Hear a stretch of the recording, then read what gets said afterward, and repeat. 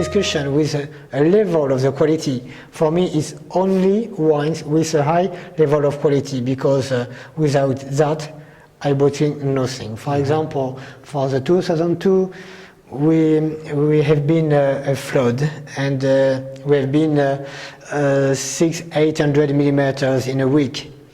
And it was the first day of the harvest, and the water destroyed the street, some vines. I've seen vines which move away, the soil, the plants, and the one grower found only the rocks. So it was very particular, and we decided to bottle absolutely nothing. And I sold all the production, the little volume of the production, to the merchant of wines, because they can mix different Châteauneuf in the appellation. For me, it's impossible because I can't. But the merchant of wines can, and he can find a new solution to create a good Châteauneuf. But for me alone, it wasn't the image of the estate. So when I'm not sure, I prefer no bottling the wine. So actually, Philip Camby he joined you in 2002, eh? So it was a bad start for him, eh? It was very difficult, because we paid a lot of things to do the changing. And it was a difficult period, because I put a lot of money, but I received absolutely nothing. In this situation, my problem is to lose nothing, but in general, I win nothing too. So the first vintage actually for Clos Saint-Jean was 03 for the cuvées, where you started? Yes, we start with the Clos Saint-Jean, Comme des Fous, and the Deus. After that, we made some problem with the grape market, and it was absolutely necessary to create the Vieille Vigne. It was for the 05 vintage. And we produced Sanctus for the 07, and Chimère for the 2010. This is a shame to... We are working, in your house is different. Yeah, I know. We can try the Deus now? Well, please. So that's a 60-40% Mourvèdre? Yes, in fact, I have 60% of old Grenache in the north part of the old vines, and I add 40% of Mourvèdre. So that's a colder part. For people who do not know, check the book. You can see the Liodis in the northern part. It's also on, you have different slopes, eh? In the north, it's a bit colder area than in the south, eh? Yes, it's unusual to have a large part of Mourvèdre, because you have some stronger result, and the biggest difficulties was to have a rustic sensation, because I hate that. So we find the good way with Philippe and my brother, and I love the result. So you do not like the stinky Mourvèdre? No. No, because that's typical. Many people ask when I taste wines with your Deus, and they say, and they are surprised to find out there's Mourvèdre in it, because they say it doesn't stink like Beaucastel. Sorry, I do not disqualify Beaucastel, but Beaucastel is a different. I love the wine, it's a different style. I like Beaucastel, but I know what you mean, because you do not get the typical. What's typical for Mourvèdre in your wine, and that's always surprised me, because it's always the same way. For me, it's very, very important to test the berries before pick the grapes. And the Mourvèdre, it's we pick in general, we pick the grapes in the last time, but we must pick them with the best maturity, like the Grenache, like the others cepages. It's very, very important to understand that.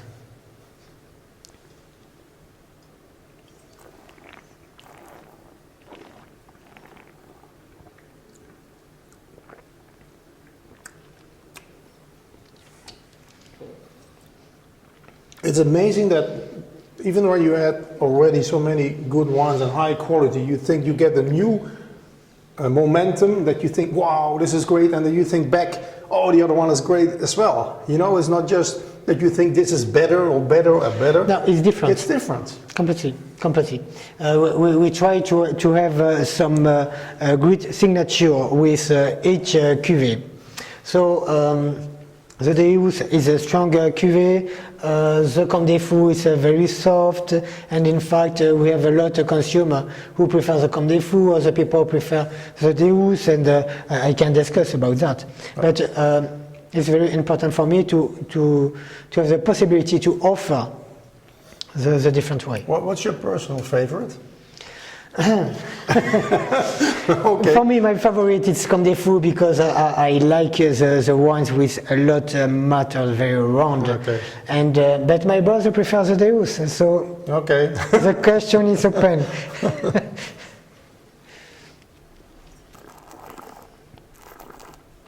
Yeah, you get a different structure in the wine. Eh?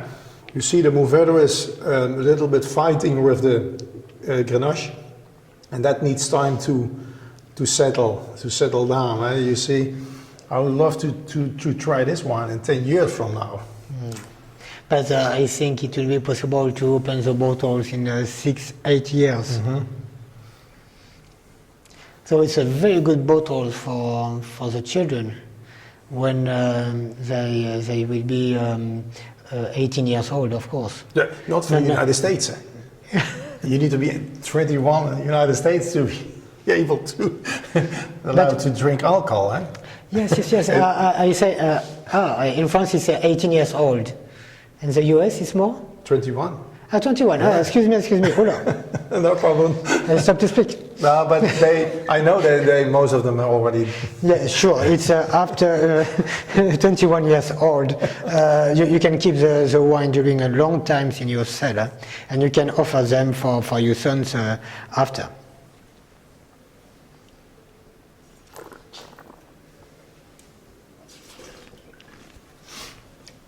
Okay, then we go to your last wine. Now the Chimère. So Manfred Krankl, he designed a special label for this. Yeah, because it's a very great artist, and I think it's better to let the people who understand, who has a special feeling for that, to work. And it was a good deal to imagine that someone from California can do something in the appellation with the law of the appellation. So the Chimère is through Châteauneuf-du-Pape, but with the spirit of someone from California. And I think it was a very great and very original challenge. And why not in the future we can try to find something in California with the spirit of the south of France. Okay, that sounds challenging, eh? Yeah. Because they do not have the history there, but of course Saint-Quentin makes great wines, eh? I love Sine and Manfred like our wines too, and it was very original. Is this coming from a specific plot, vineyard? It's in La Cros, but it's not the old vines, but it's old vines. And we have a large part of Mourvèdre is completely unusual in Châteauneuf. Perhaps we are the first to do that. Mm-hmm. We have 95% of Mourvèdre.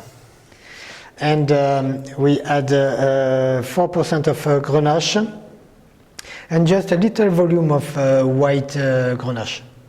It's less than 1%. Why did you put white Grenache in it? I think that's a kind of experimenting, or? In the beginning, yes, we test a lot of possibilities to find the result, but it's the final touch. Okay. Like the chef, he puts some ingredients and puts some spice. Okay. But for me, it's not a secret. Okay. And again, you do not get the really rustic, very harsh, the barnyard and the nose. There are only a few winemakers who make now and then, like Fondelou and Master Valozon.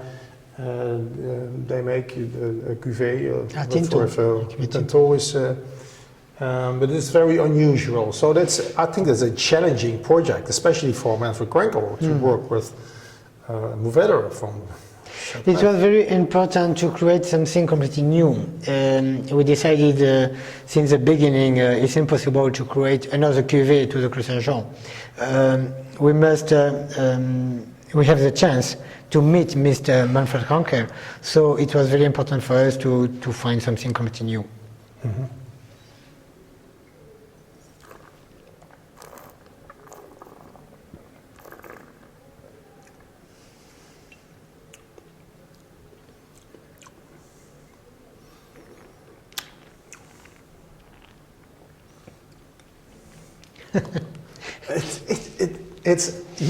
It's very strange. You think you drink Grenache, but you're in Châteauneuf, but you're not drinking Grenache. You're drinking almost 100% Mourvèdre, and it's one of the first time I do not miss Grenache.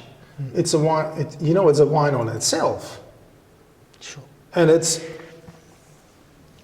a very strange experience. If you would have told me it's a blend of this and that, I said okay. I would never say, oh, this is 95% Mourvèdre.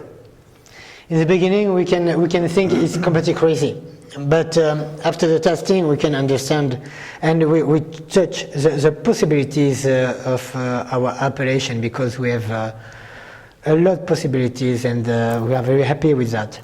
Normally, 95% of Mourvèdre, you must have something very strong, perhaps too strong.